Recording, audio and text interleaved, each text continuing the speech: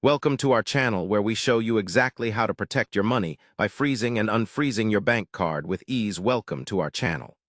In today's video, we'll walk through the step-by-step process of freezing and unfreezing your bank card to help you stay in control of your finances and prevent unauthorized use.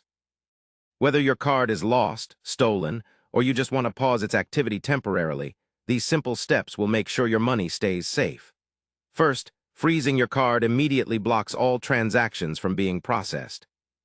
Begin by opening your bank's official app or visiting their website.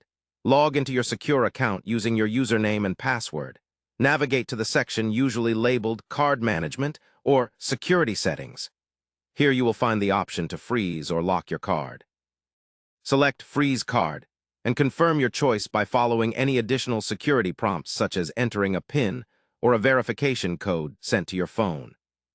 Your card is now frozen and all purchases, ATM withdrawals, and online payments will be declined while the freeze is active. It's important to note that freezing your card doesn't cancel it. It just prevents transactions temporarily. To unfreeze your bank card and resume normal use, simply log back into the app or website, go to the same section where you froze your card, and look for the Unfreeze or Unlock option. Confirm your selection by completing any security checks requested by your bank. Once that's done, your card will be active again, allowing transactions to be processed as usual.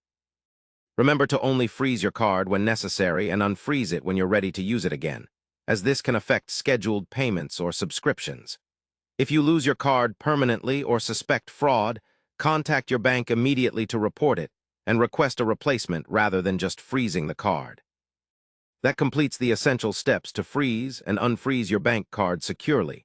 Always use your bank's official channels to manage your card to prevent scams or unauthorized access.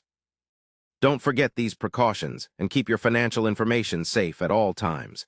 If you found this guide helpful, subscribe and like the video to stay updated with more useful financial tips.